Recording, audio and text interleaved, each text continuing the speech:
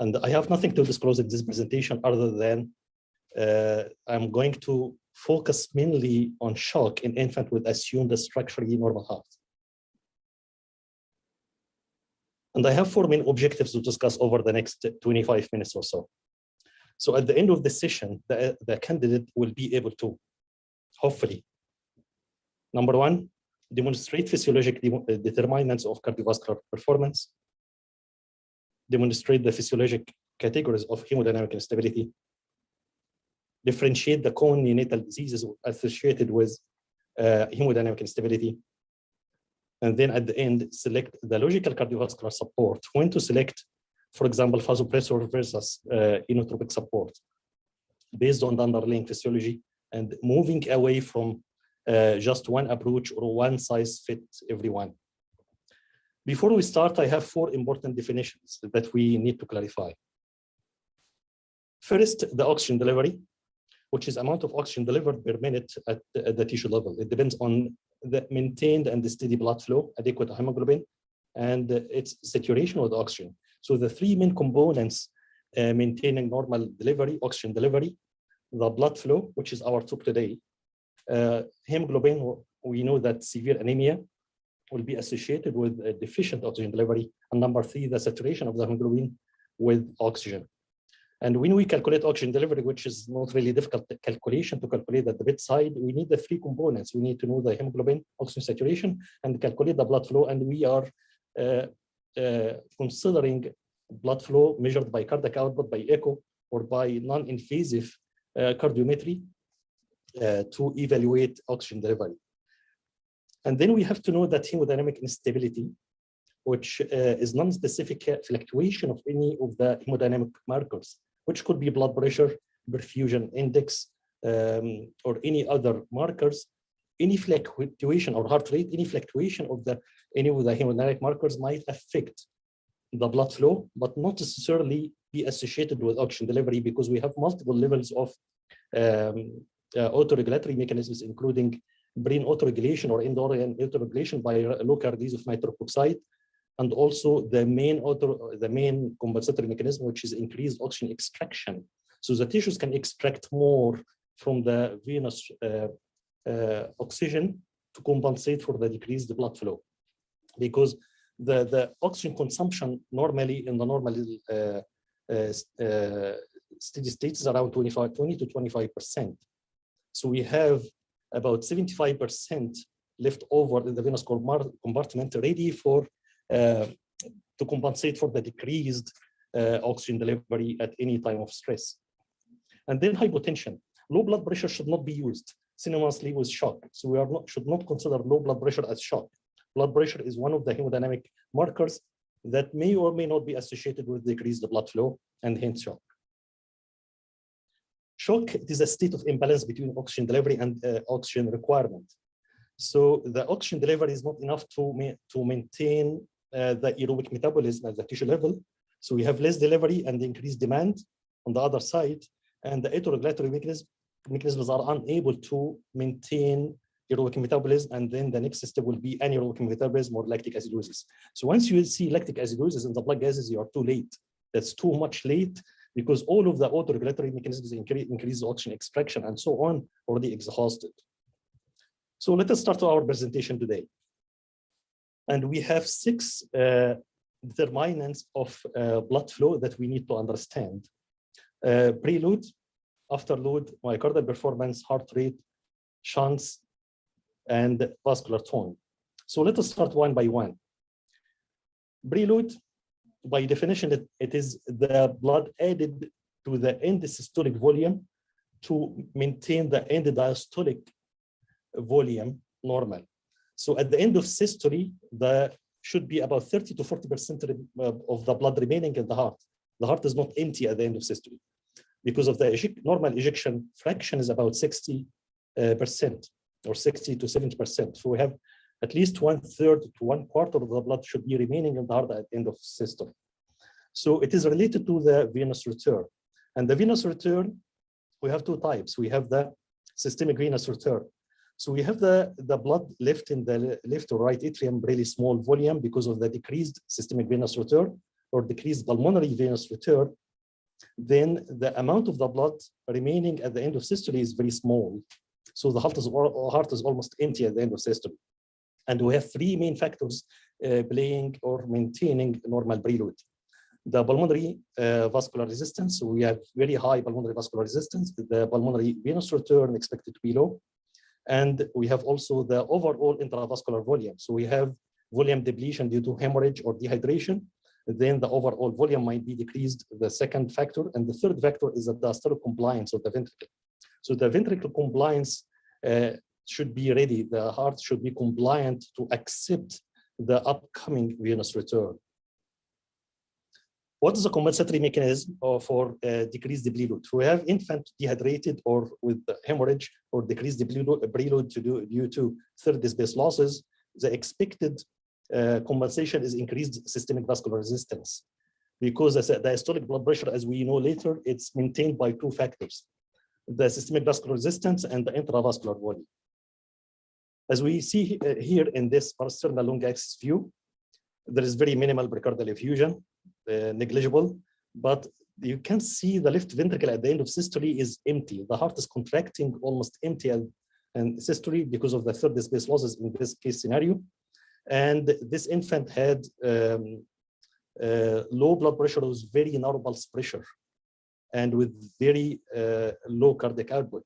And the systemic vascular resistance in this case was very high.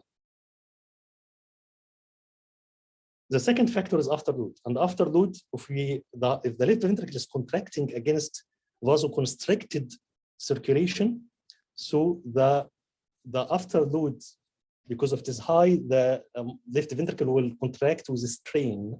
The same for the right ventricle.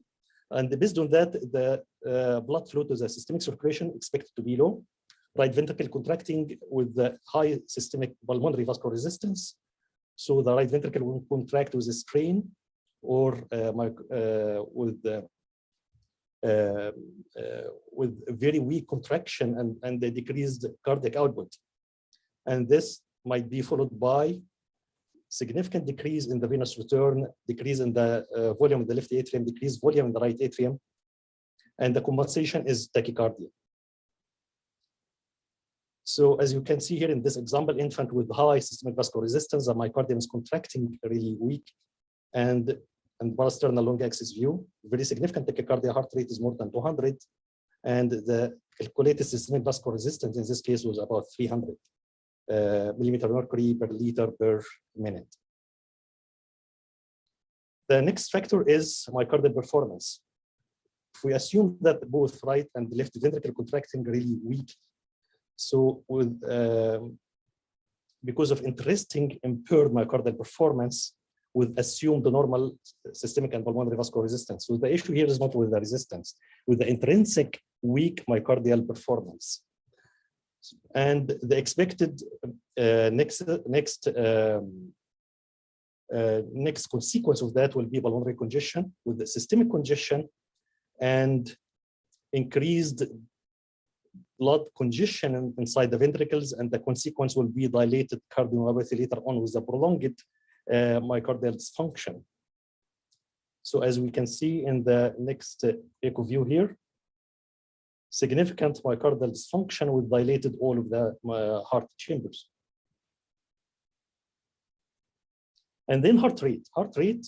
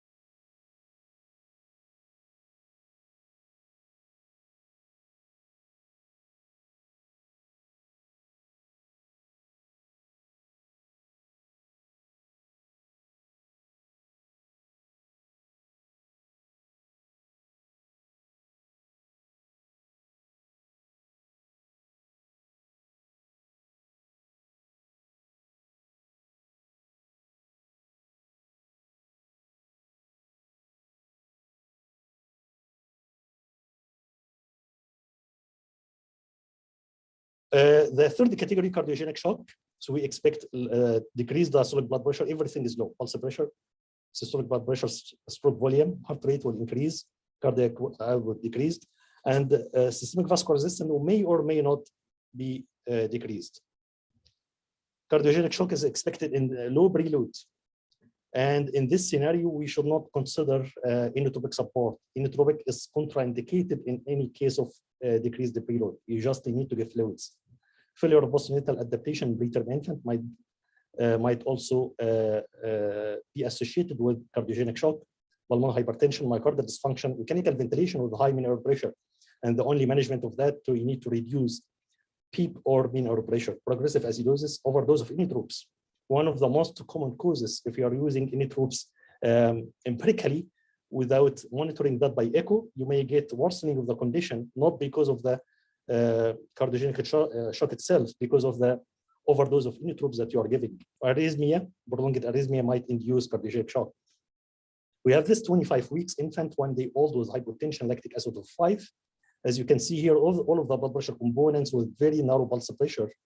And the bedside nurse missed to notify the physician about low blood pressure because she looked at the mean blood pressure only. And at around 4 hours after the blood pressure dropped, the lactic acid increased to 5, but just shortly after start low dose of epinephrine, 0.05, the blood pressure improved. Look at the trend, not just look at the blood pressure at any longitudinal one time. And in this trend, in this premature infant, 22 plus 6 days, the blood pressure was 31/18 and mean blood pressure was 23. So the fellow considered the blood pressure is very low and considered to give bolus of normal saline. You can see the blood pressure suddenly increased. This is enough to induce IVH, intraventricular hemorrhage, and that should not be considered. If you have the blood pressure plateau, and if you have the ability to monitor the brain by near-field spectroscopy, and you have it normal, then you should not intervene. You should not give any fluids. Just one bolus of normal saline might affect the entire life of this infant with IVH and the consequence of IVH. So this should not be considered unless you have a trending down of the blood pressure significantly. If you don't have the ability to monitor the blood pressure invasively, you can rely on frequent assessment of the blood pressure non-invasively, as you can see here. And typically, if you look at the trend in this non-invasive blood pressure monitoring, you can detect the blood pressure is trending down, and you can consider the intervention in real time. Typically, clinical assessment is important. You need to assess everything that might be related to hemodynamic instability, including all of the blood pressure components, lactic acid, urine output, capillary refill time, perfusion index, which you have it on the monitor, you need to look at it. Again, look at the trend of the blood pressure, and the two main independent variables for blood pressure, diastolic blood pressure and pulse pressure, not systolic blood pressure. Look at the trend for both of them, and if you have worsening trend, more than 20% trending down from the baseline, or with association with lactic acid more than 3 millimole per liter, oliguria, metabolic acidosis, high capillary refill time, perfusion index less than 0.4, or cerebral oxygen saturation less than 60%, or fractional oxygen extraction calculated by NIRS more than 0.3, you need to intervene before development of significant lactic acidosis.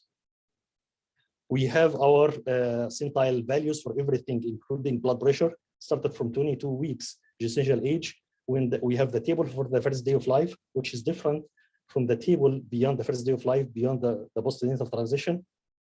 And with every week up from the baseline corrected gestational age or postnatal gestational age, the bedside nurse, she know exactly what the blood pressure should refer to, systolic, diastolic, mean blood pressure, and also the pulse pressure.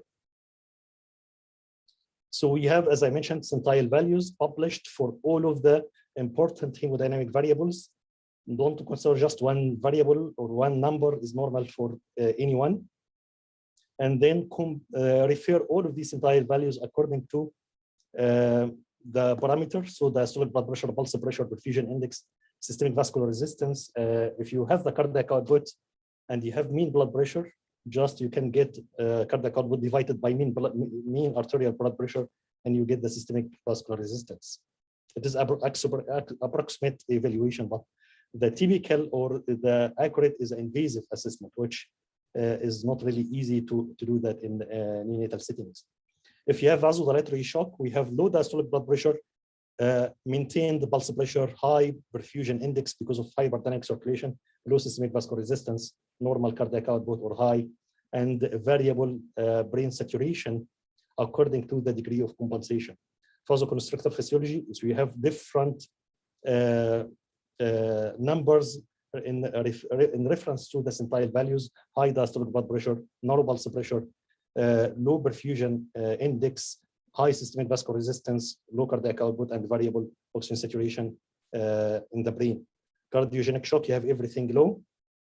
And left-right shunt physiology, you have low diastolic blood pressure, wide pulse pressure, and wide perfusion index, high cardiac output, low systemic vascular resistance or variable, and low normal brain oxygen saturation. In volume depletion, you have normal to high diastolic blood pressure as a compensation for volume depletion, but narrow pulse pressure, low perfusion index, low cardiac output, and high systemic vascular resistance and variable oxygen saturation in the brain. So hemodynamic instability in specific conditions in premature infant, we may expect vasoconstrictor physiology. I'm talking about early during postnatal transition cardiogenic shock, vasodilatory physiology, left-right shunt, and you need actually echo to differentiate between them. And you may expect a hypovolemic shock unless, if you don't have evidence of blood loss, it is unlikely to have hypovolemic shock. So don't give fluids without any clear evidence of volume depletion or volume loss. Late preterm infant, vasodilatory is the most common mechanism of shock, left-right shunt physiology through the PDA, or hypovolemic shock in the third space or due to biliary or any other reason. Septic shock, vasodilatory physiology, hypovolemic shock, vasoconstrictor, although it is rare.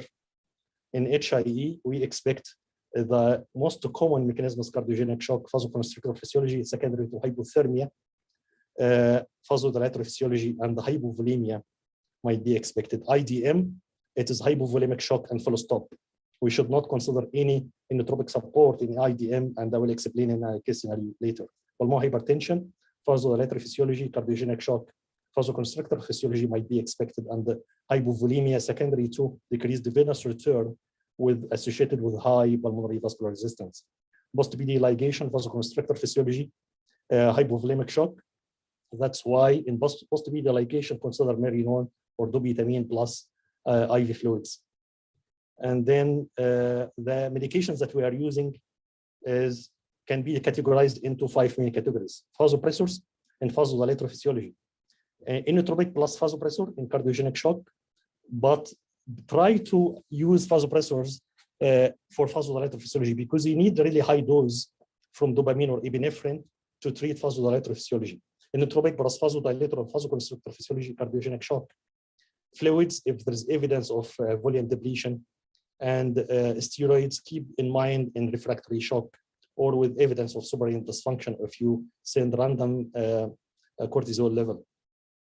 Dopamine is not recommended as a first medication in adults and children anymore. And in neonates, we have evidence that dopamine will increase oxygen consumption by the heart, affect brain autoregulation associated with poor neurodevelopmental outcome. So that you should use dopamine cautiously. And if you use it, don't please exceed 10 mics per kg per minute if you don't have other options. So in early premature infant, the vitamin epinephrine makes sense medication, norepinephrine if it is vasodilatory physiology, and non-steroidal if you have PDA, left-right shunt, and fluids if you have evidence of volume depletion. Late preterm, norepinephrine is the first makes sense medication because of vasodilatory physiology is the most common mechanism, and the fluids if the infant is responsive to fluids. And the fluids, if we are considering 10 to 20 ml per kg early during postnatal transition, and you should not exceed 30 ml beyond the postnatal transition unless you have evidence by echo that there is significant volume depletion. Septic shock, vasodilator physiology is the main mechanism, so norepinephrine or vasopressin as vasopressor. Fluids, if there is any evidence of third space losses, and dobutamine and vasoconstrictor physiology. In HIE, epinephrine, dobutamine, if there is poor myocardial performance, or norepinephrine in vasodilatory physiology. Fluids, if there is any significant volume depletion. IDM, fluids, and full stop. Pulmonary hypertension, norepinephrine or dobutamine. Please avoid to use dopamine or epinephrine in pulmonary hypertension, because both of them might increase pulmonary vascular resistance significantly, and the fluids if there is volume depletion. And makes sense in post-PD ligation, as I mentioned, dobutamine, fluids, or epinephrine. So just we'll move on, because I think we are running out of time. Like examples of dangerous interventions. This infant was HIE. The blood pressure was kind of borderline acceptable. Urine output 1 ml per kg and no acidosis, but one of the physicians considered to give low dose of dopamine in this case, and the blood pressure significantly increased, 73/50. This by itself is enough to induce reperfusion injury, which is the main reason that we are cooling in HIE to minimize reperfusion injury. But you may induce reperfusion injury if you give too much fluids, or you give just 5 mics of dopamine, which is dangerous and might oppose the benefit of cooling. This infant was getting a horrible dose of inotropes, 15 mics of dopamine, 20 mics of dobutamine, and epinephrine of 0.1. And you can see the heart is empty, not because of volume depletion, basically because of high dose of inotropes. So what you need to do in this case is just to stop all of these medications and give fluids. And it's just a few hours after stop of the medications and the fluids, you can see the heart is contracting well with good filling. So it's just one example of the harm that we may do with giving all of these medications without good indication. So we have this infant with IDM infant with severe hypertrophy, very low cardiac output, high systemic vascular resistance, low perfusion index. In this case, the physiology is vasoconstrictor physiology. But vasoconstrictor physiology is a compensatory mechanism. It's not the main pathophysiologic mechanism for low blood pressure. In this case, without doing echocardiography, you may give inotropes, which is contraindicated. You need to give only fluids. Sometimes we give beta blocker to slower the heart rate and increase the time of filling. In another case of vasoconstrictor physiology in premature infant, you can see the myocardium is contracting very weak, low fraction shortening, low perfusion index, and borderline blood pressure. And the make sense medication here is to just give low dose of dobutamine, and that should be enough. If the infant is unresponsive, could be wrong medication, you need to reassess. And if the infant could be in high dose of inotropes, if instead of just adding medication over medication, you might need to wean or watch for improvement. Sovereign dysfunction might be the reason, so you may need to add steroids. You may have infant with missed cardiac pathology. Consult cardiology if you haven't done that yet. As we are relying on evidence, so someone may ask, what's the evidence of this physiologic approach compared to empiric approach? Is there just one medication to fit everyone? We compare the both approaches in multiple articles. This is one of them. So we compared the empiric approach compared to physiologic-based approach, and the time to clinical recovery reduced by 50% with less number of deaths. As you can see here, like 71 hours in the empiric approach compared to 32 hours in the integrated evaluation of hemodynamics approach. As Dr. Safra mentioned in the introduction, this article has recently published, and it is a very detailed article about the physiologic approach and the basics of hemodynamic instability. So, and we have also integrated the centile values for everything, including blood pressure, systemic vascular resistance, and other variables. At the end, I have 4 main conclusions, as I started with 4 objectives. Please look at the trend of the systolic diastolic pulse pressure and other parameters before and after any deterioration or intervention. Compare the values of normalized centile curves for post-menstrual age. Integrate blood pressure values with other parameters, including urine output, acidosis, mean airway pressure, fluid status, hemoglobin, oxygen requirement, and the peripheral perfusion. Change your formulated recommendation if there is no improvement, or ask for help. Don't just keep giving medication over medication and the infant is improving or dying and you don't know what's going on. Ask for help for someone is able to do more advanced assessment with echocardiography before considering adding multiple medications without improvement. At the end, consider dopamine is not the preferred medication anymore as a first line, especially in premature infants, assuming that in adults, they are considering dopamine is not really safe medication beyond 10 mics per kg per minute. Just imagine the impact of that in premature brain. Dopamine will increase oxygen consumption, will increase, decrease the perfusion to some organs and affect brain autoregulation, increase pulmonary vascular resistance. And if you have infant with the vasodilator physiology, you need high dose of dopamine to control the vascular tone. You may achieve that with the lower dose of norepinephrine or vasopressin. Thank you very much. And